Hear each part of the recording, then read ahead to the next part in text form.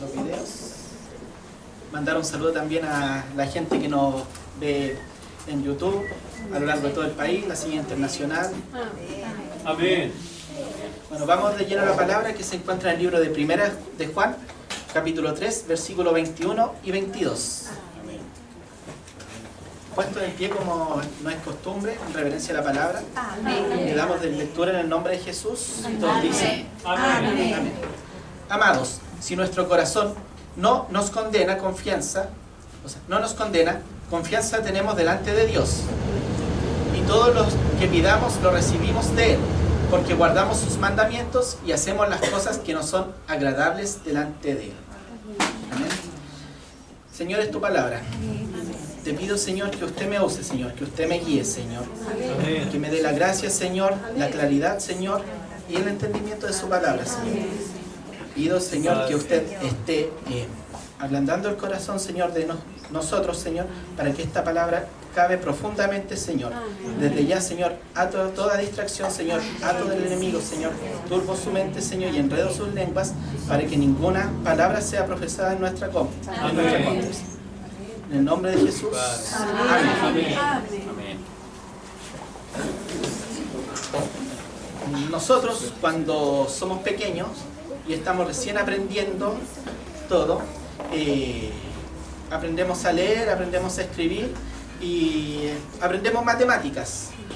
Primeramente nos dan a conocer los números y empezamos a aprender a reconocerlos, aprendemos a contar y ya con un poco más de experticia aprendemos a sumar, restar, multiplicar y dividir. Amén. Así también no es para nosotros cuando comenzamos en el Evangelio. Conocemos de la existencia de un Dios que es todopoderoso, un Dios que es amor, un Dios al que podemos recurrir cada vez que necesitemos ayuda. Y una de las cosas que nosotros tenemos para poder tener una comunión y una comunicación efectiva con Dios es la oración. Con la oración nosotros recurrimos a Él por medio de Jesucristo para poder acceder a todos los beneficios que nos da el orar con Él. Bueno, a lo largo de la palabra, de las escrituras, podemos ver a grandes oradores que han estado presentes. Podemos ver el caso de Josué, que con su oración hizo que el sol se detuviera para poder ganar su batalla. También tenemos el caso del profeta Elías, que hizo que lloviera fuego para defenderse de los soldados del rey. Y todo eso con medio de la oración y de la comunión que tenían ellos con Dios.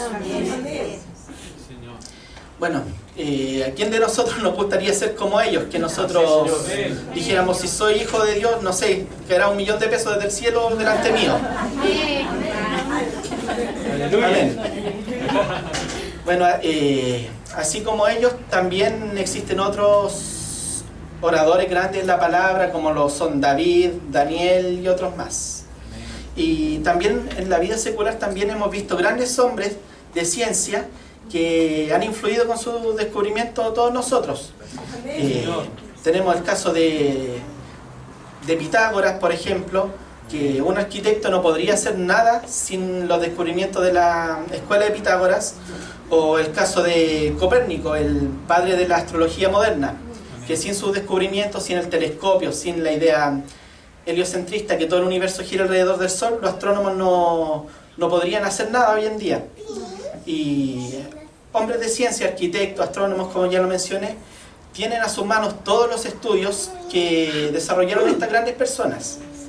Y nosotros los cristianos también tenemos en la palabra todas las cosas que llevaron a estos hombres de oración a ser grandes en las manos del Señor. Pero ¿qué pasa? Muchas veces de nosotros oramos y sentimos que el Señor no nos escucha, que no nos presta atención, nos sentimos desamparados por Él. Bueno, resulta que el Señor dice en su palabra que Él es fiel y Él nunca ha dejado de extender sus manos para rescatarnos.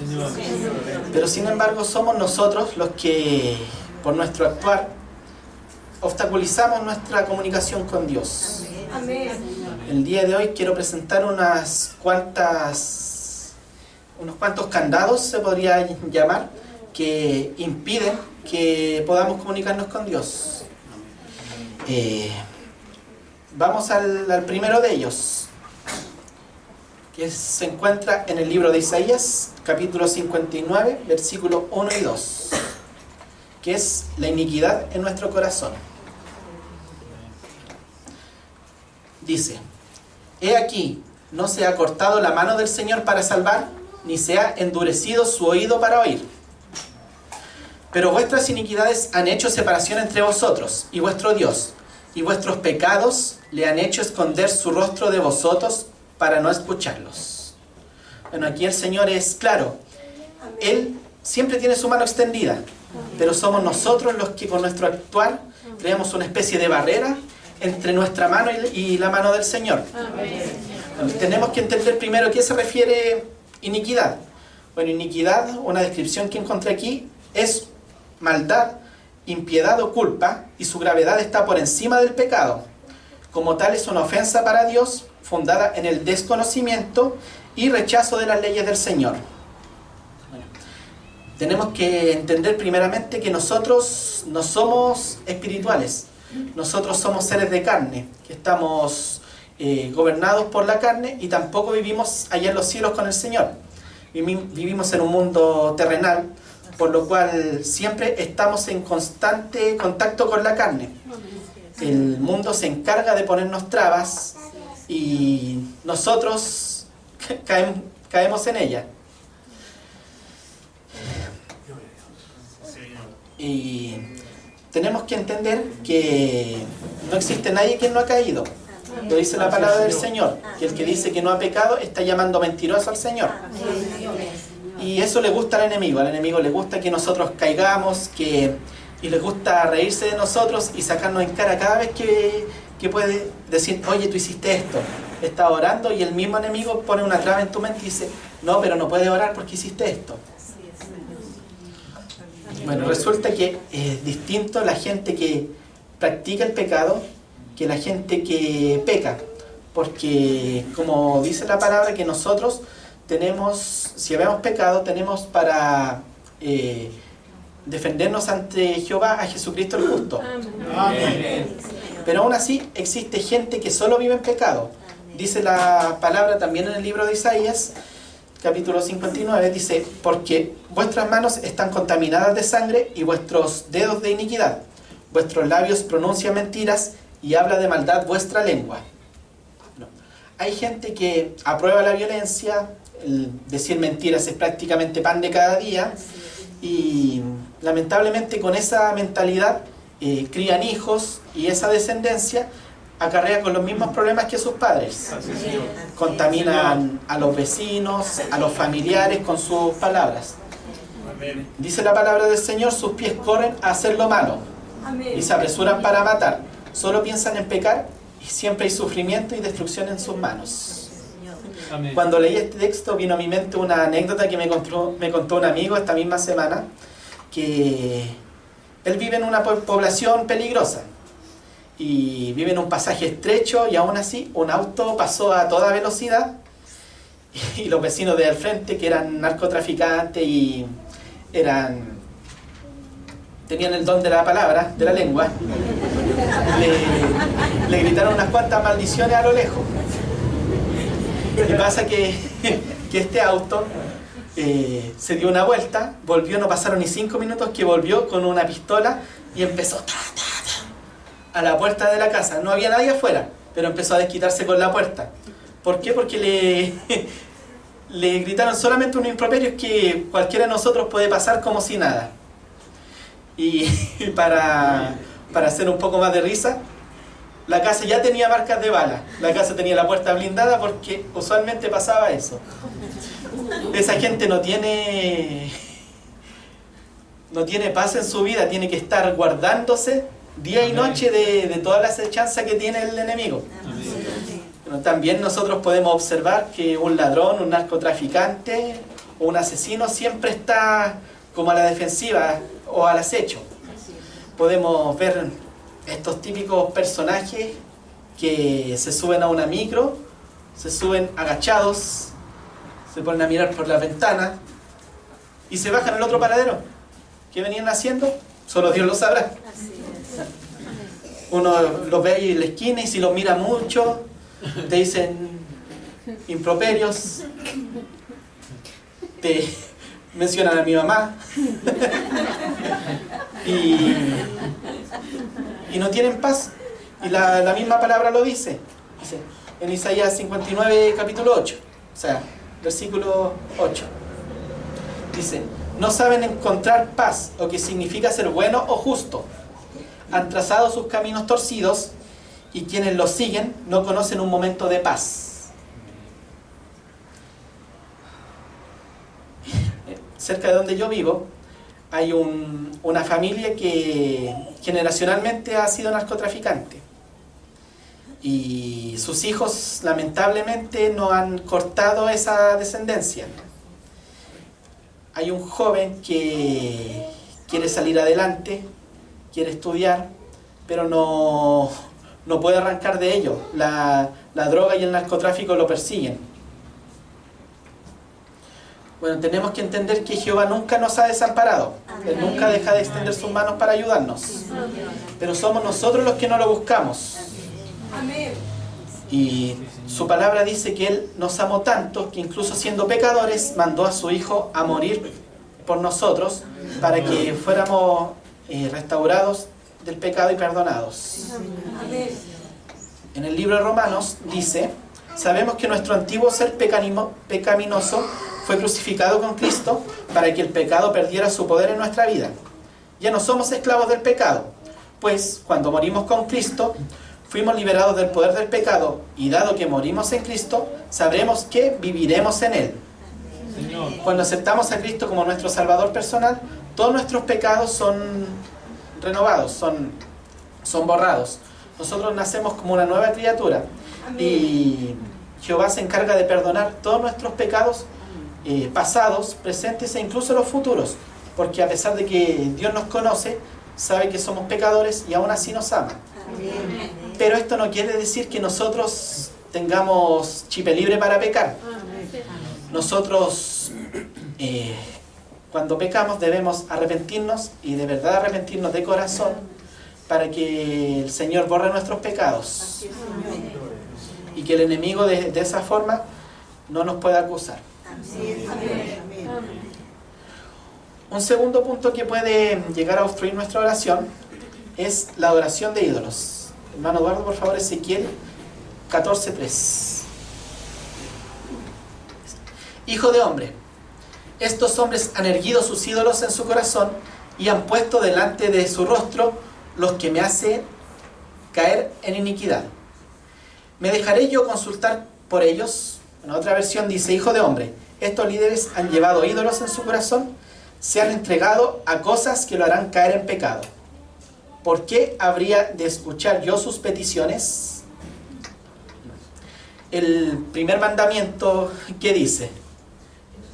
Hermano Jonathan, primer mandamiento. Amarás a tu Dios con todo tu corazón, tu mente y tu alma. Es el más grande, el primero de los 10. No tendrás dioses ajenos delante de mí, ¿cierto? El Señor es celoso.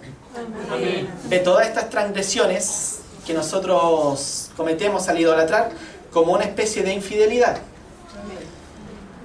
Pablo lo relata, dice en el libro de Corintios, comparando a la iglesia con una esposa, diciendo, pues yo lo celo con el celo del Dios mismo, entregándonos como una esposa virgen al único esposo que es Jesucristo. Bueno, podemos entender de esta forma que Dios nos ama de la misma forma que un esposo ama a una esposa. El amor de Dios es incondicional. Así que queda en nosotros el poder demostrarle a Dios que lo amamos y no darle razón para celarnos. Amén. Porque, sinceramente, ¿a quién de nosotros nos gustaría que nuestra esposa o esposo nos sea infiel? A nadie, ¿cierto? Bueno, de la misma forma se puede sentir Dios si nosotros empezamos a adorar a otros ídolos. Amén. ¿Pero qué se entiende con ídolo? Ídolo es cualquier cosa que ocupa un lugar en nuestro corazón y está por encima de Dios. Amén. Y estos ídolos no solamente pueden ser otros dioses de religiones paganas o adoraciones, sino que también pueden ser cosas de diario vivir. Amén. Por mencionar algunos de ellos, principalmente tenemos el yo. Uno con su ego se empieza a idolatrar. Piensa que todo lo que él hace es por mano propia, por mérito propio, y desmerece que es Dios el que nos da los dones. Amén. Todo don, dice la palabra, que es dado por Dios. Amén. Por lo tanto, nosotros como seres humanos no somos nada sin Él. Amén. Otro de los ídolos es la adoración al hombre. Nosotros, a muchos de nosotros nos gustan las cosas del mundo. Y nos pueden surgir ídolos tanto en el ámbito musical como en el ámbito deportivo, o también alguna figura de autoridad. Hay gente que idolatra músicos de rock famosos, gente que idolatra uno bien conocido, Michael Jackson, y le tiene altares a Michael Jackson. Gente que idolatra a Cristiano Ronaldo, a Messi, grandes jugadores de fútbol. O Maradona en un caso más extremo, que Maradona logró tener su propia religión, el maradonismo. Amén. Y figura de autoridad, hay gente que idolatra y venera a Donald Trump, por ejemplo. Esos ídolos son ídolos muertos, no tienen ningún poder dentro del mundo espiritual. Pero también pasa en el mundo cristiano, hay gente que idolatra al pastor, siendo que el pastor es hombre. Gente que ve al pastor como la figura de autoridad, y si el pastor falla, entonces yo tengo derecho de fallar. Sin embargo, Dios es perfecto. Amén. Dios no tiene fallas, y es a Dios a quien debemos tener en primer lugar en nuestros corazones. Otra de las cosas que nos hace ser idólatras son las riquezas. Riquezas terrenales, ya sea el dinero, propiedades, lujos, y entregamos toda nuestra fuerza para conseguir riquezas en esta tierra y descuidamos la riqueza más grande, que es la recompensa cuando tendremos en el reino de los cielos. Amén. La aprobación también es otro ídolo, y un ídolo de bastante peso. Nosotros estamos en constante contacto con el mundo, y el mundo no siempre es cristiano. Hay grupos formados de los cuales queremos formar parte, y nosotros terminamos negando todo lo que nosotros somos como cristianos.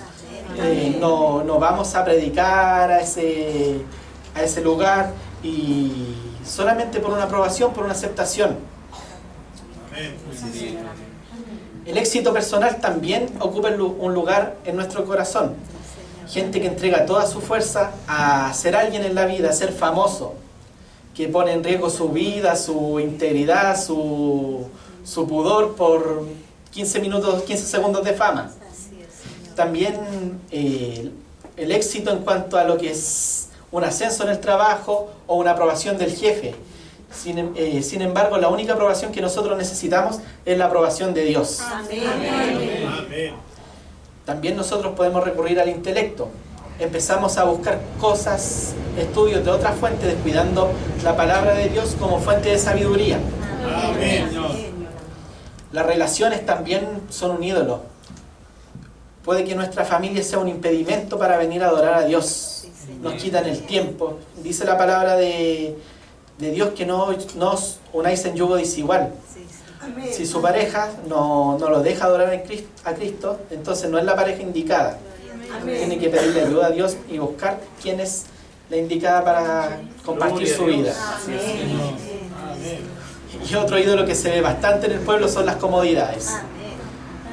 Cuando hace mucho frío, no es más cómodo quedarnos en la casa, sentados con un cafecito viendo Netflix, en vez de venir a la iglesia a adorar a Dios. Lo mismo cuando hace mucho calor, no me voy a derretir. Ahora, esto no quiere decir que todas estas cosas sean malas. No es malo tener una figura de autoridad a quien admirar, porque, por ejemplo, nuestro apóstol era un ser íntegro, sabio en la palabra de Dios.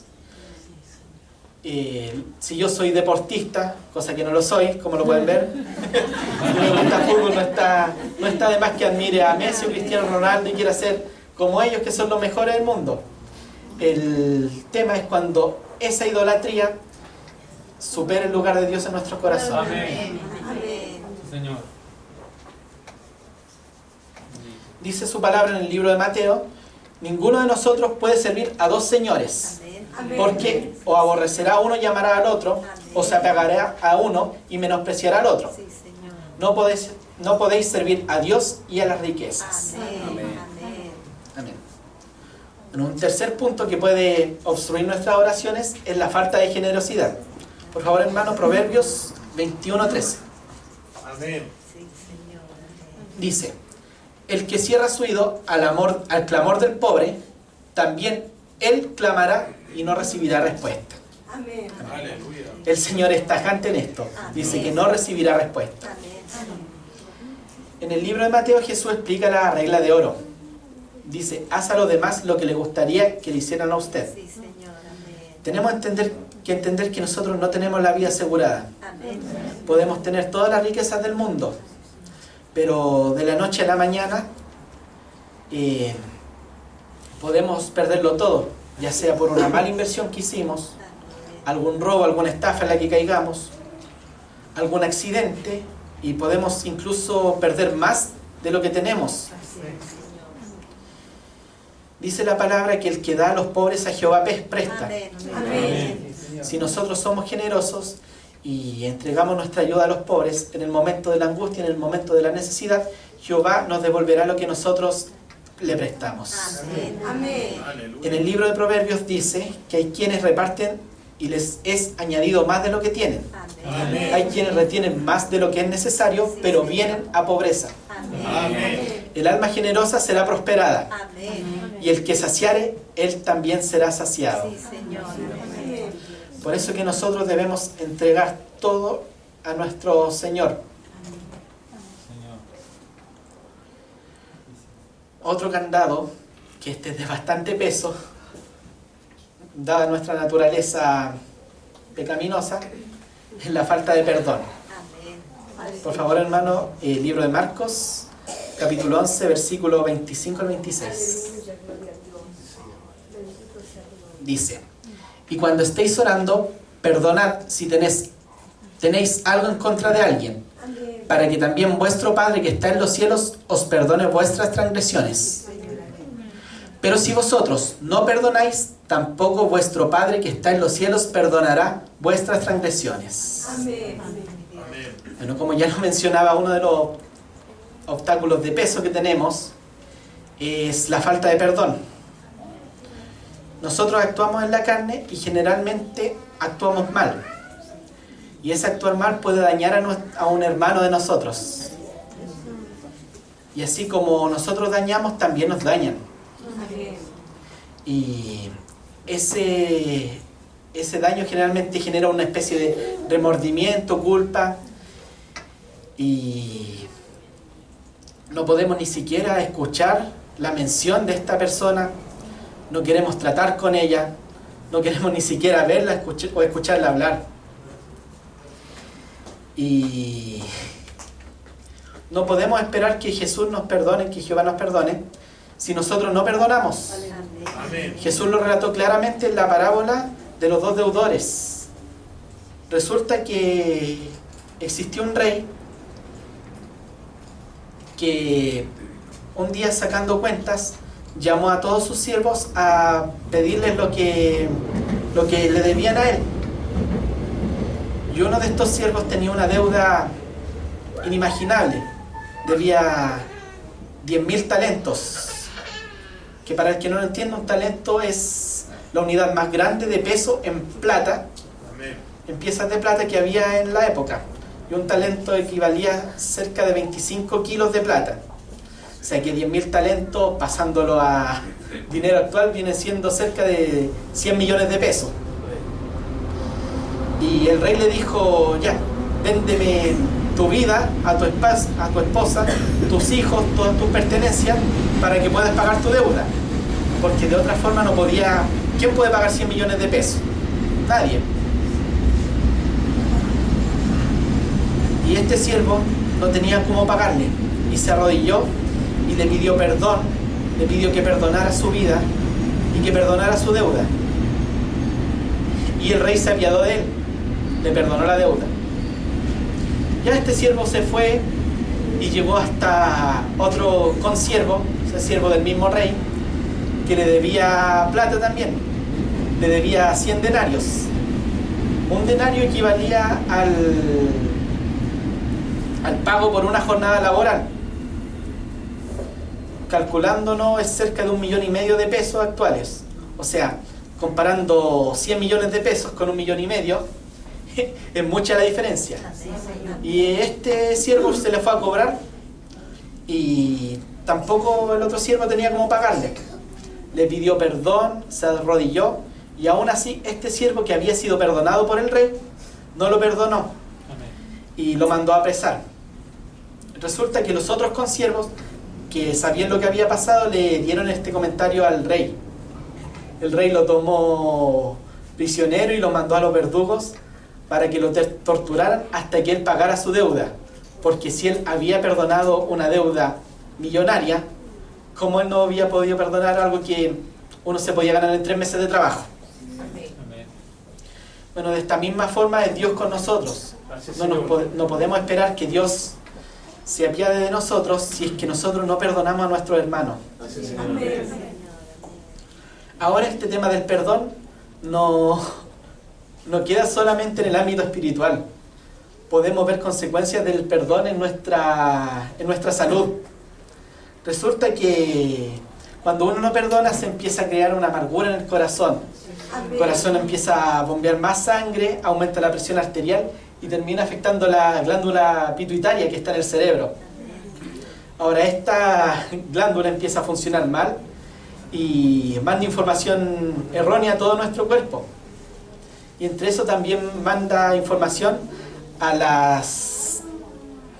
No sé mucho biología, voy a consultar mi torpedo. Ya. A las glándulas suprarrenales, que son glándulas que están cerca del hígado. Estas son las glándulas que producen el cortisol, que es una hormona que está a lo largo de prácticamente todo nuestro cuerpo. Esta se encarga de regular el azúcar en la sangre, manejar la presión arterial, controlar la presión, entre muchas otras cosas. Y un aumento en el cortisol puede generar efectos negativos en nuestro cuerpo. Por mencionar algunos, tenemos el aumento de peso, piernas y brazos delgados, falta de energía, se producen rayas azules a lo largo de nuestro cuerpo, tenemos debilidad muscular. También esto afecta a nuestro cerebro, lo que produce insomnio. El insomnio también lleva a una falta de concentración, y si eso se prolonga puede llevar a enfermedades mentales como el Alzheimer. Gloria a Dios. Bueno, en cuanto al sistema digestivo, también afecta. Provoca que nuestros intestinos no absorban de buena manera los nutrientes necesarios para nuestro cuerpo. Provoca un hinchazón en los intestinos y que se genere una mucosidad. Esto puede provocar colitis, úlceras, colon irritable y muchos problemas que tienen que ver con los intestinos. También afecta a nuestro sistema inmunológico. Somos más propensos a que las alergias nos afecten más fuerte. Nuestra salud pulmonar, nuestra salud bronquial también es afectada, porque nos hace bajar las defensas. También hace, como ya lo mencioné, efecto en el sistema cardiovascular. Genera una presión arterial que puede provocar enfermedades cardíacas e incluso infartos. También afecta en el sistema reproductor. A los hombres les puede provocar disfunción eréctil y a las mujeres les puede provocar infertilidad, ya que las glándulas que producen los óvulos se generan donde mismo se genera el cortisol. Y un aumento en el peso, ya que el cortisol impide que las grasas que están en nuestras células sean quemadas.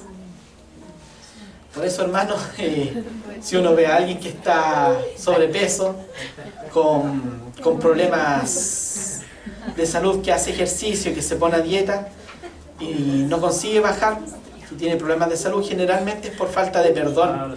No se genera por nada externo. Otro punto que quería ilustrar es la mala relación con los cónyuges. Por favor, hermano, 1 Pedro 3:7. Dice: Y vosotros, maridos, igualmente convivid de manera comprensiva con vuestras mujeres, como un brazo más frágil, puesto que es mujer, dándole honor como a coheredera a la gracia de la vida, para que vuestras oraciones no sean estorbadas. Gloria a Dios. No hay nada más terrible que tener conflicto en la casa. El lugar que nosotros significa descanso, porque llegamos ahí después de una jornada laboriosa de trabajo, después de aguantar los tacos, aguantar la micro, aguantar el calor o el frío insoportable. Nosotros lo único que queremos es llegar a nuestra casa a descansar. Y si tenemos conflicto en la casa, ¿qué descanso tenemos? Nuestra mente se turba y nosotros no podemos adorar a Dios como lo es debido. Amén. La palabra dice que el que recibe una buena esposa recibe regalos de nuestro Señor. Amén.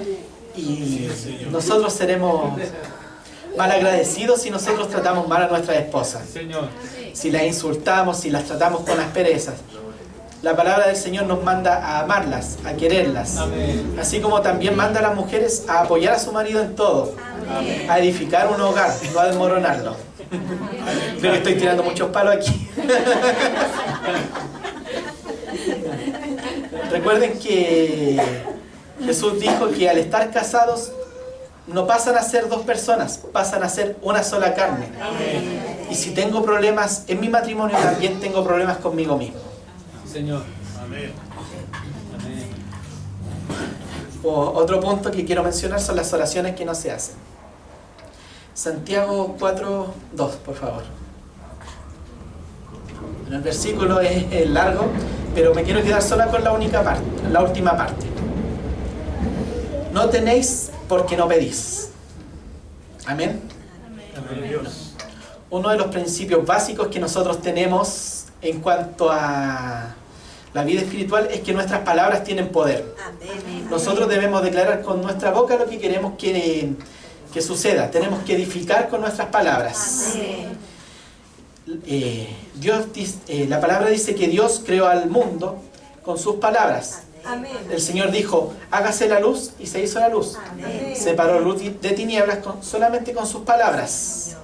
Y nosotros fuimos hechos a imagen y semejanza de Dios. Por lo tanto, nuestras palabras también tienen poder. Señor. No debemos quedarnos con el pensamiento que Dios sabe lo que nosotros necesitamos. Porque nosotros podemos pensar muchas cosas. Pero es lo que nosotros decimos y declaramos lo que se cumplirá en nuestra vida. Así es, Señor. Gloria a Dios. De la misma forma, tampoco nosotros tenemos que ser conformistas. Nosotros somos hijos del Rey. Por lo tanto, somos herederos de toda la tierra. El Señor es el dueño del oro y la plata. Por lo tanto, nosotros como príncipes que somos herederos también de ellos. No es distinto, o sea, no es lo mismo ser humilde a ser rico. Hay gente que tiene mucho dinero y es caritativo. No le falta nada. Materialmente no le falta nada. Y nosotros estamos ahí viviendo en una media agua, luchando por comer cada día con la plata justa para el mes. Y nos quedamos en ello, somos conformistas. Y la palabra dice, clama a mí que yo responderé. Amén. Y un último punto, ya que quería tocar, son las oraciones que se hacen sin fe. Hermano, por favor, Santiago, capítulo 1, versículos del 6 al 8. Dice, pero que pida con fe, sin dudar, porque el que duda es semejante a la ola del mar, impulsada por el viento y echada de una parte a otra. No piense, pues, ese hombre que recibirá cosa alguna del Señor, siendo hombre de doble ánimo, inestable en todos sus caminos. Tenemos que entender que si nosotros oramos, Dios responderá. Tarde o temprano Él responderá. Señor. Dios es todopoderoso, es lleno de amor y misericordia. Y Él tiene su oído dispuesto a oír todas nuestras peticiones. La duda solamente puede traer confusión en nosotros. Nos desanima, nos quita la energía. Y lo que tendemos nosotros es a precipitarnos en lograr algo. en afanarnos, en desesperarnos, y esto puede causar estrés. Jesús también ilustra una palabra para este punto con una viuda insistente. Que existía hace algún tiempo un juez que era injusto, y una viuda pedía al juez que se hiciera justicia para con ella. Señor. Y el juez, cada vez que la viuda acudía a él, la rechazaba. La viuda volvía a ir y el juez la volvía a rechazar. Iba una vez más y el juez la rechazaba. Y así repetía cada día. Hasta que de repente el juez se sienta y piensa: no le temo ni siquiera a Jehová, pero esta ya me cansó. La próxima vez que la vea voy a resolver sus peticiones. Y así hizo el juez, siendo injusto. Resolvió las peticiones de la viuda y hizo justicia para con ellas. Aleluya, Señor. Así como este juez fue injusto, o sea, este juez injusto, finalmente la viuda terminó ganándole por cansancio. ¿Cuánto más responderá nuestro Señor, que Él sí es justo? Tenemos que tener en cuenta que la fe no es algo que nosotros podemos ver, sino que la fe es una certeza de todo lo que se hará. Es una confianza en el que las promesas del Señor se cumplirán. Pero nosotros tenemos un enemigo, que es el diablo. Pablo ilustra que él está lanzándonos constantemente dardos para atacarnos, dardos para dudar. Pero nosotros tenemos puesta la armadura de la fe. Y nosotros contamos con el escudo de la fe para defendernos de todos los ataques del diablo. Ahora esta armadura viene con un casco para cubrir nuestra mente, un yelmo para cubrir nuestro corazón, botas para afirmar nuestros caminos, y entre todas las armaduras que tenemos, el escudo es la única herramienta de defensa que tenemos que se usa de forma activa. Comparándola con un soldado que va a la guerra, la armadura solamente la traigo puesta y de repente viene un ataque y la armadura está ahí para protegerme. Pero las armaduras que son más filosas vienen de cualquier dirección y es con el escudo con el cual me defiendo de ellas. Puede venir una espada desde el frente, una flecha desde los cielos o una lanza desde un costado, y va en nosotros que debemos identificar de dónde viene el ataque y dónde debemos poner el escudo para defendernos de él. Ahora, estos ataques pueden ser un mal amigo que te puede llevar por un mal camino, puede ser un mal profeta que puede poner palabra que no es de Dios en su boca, puede ser la religiosidad, que nosotros podemos caer en tendencias y en costumbres que son del hombre y que están ajenas a la palabra de Dios, o puede ser también un predicador que puede darnos una mala palabra y hacernos cerrar nuestros caminos. Y es ahí donde nosotros tenemos que actuar y poner el escudo de la fe para bloquear todo eso. Recuerden que la palabra del Señor dice que la fe está por el oír, y el oír por la palabra de Dios. La mente es como un músculo, que si no se trabaja se va desgastando. De la misma forma el corazón que no se trabaja se va endureciendo. Si nosotros dejamos de oír la palabra del Señor, nuestra mente y nuestro corazón se bloqueará ante ella. Por eso, hermanos, usted esté en constante comunión con Dios. Busque ayuda en Él. Congréguese, venga a la reunión, porque en nuestra casa existen muchas distracciones. Es aquí en el templo donde nosotros podemos dedicarnos enteramente a escuchar de la palabra de Dios. Amén. Hermano Eduardo, ¿podría orar por la palabra, por favor?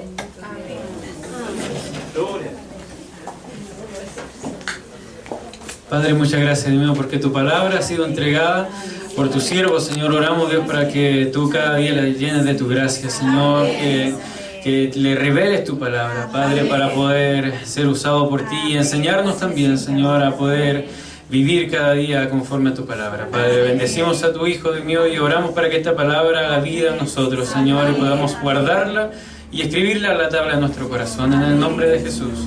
Amén. Amén.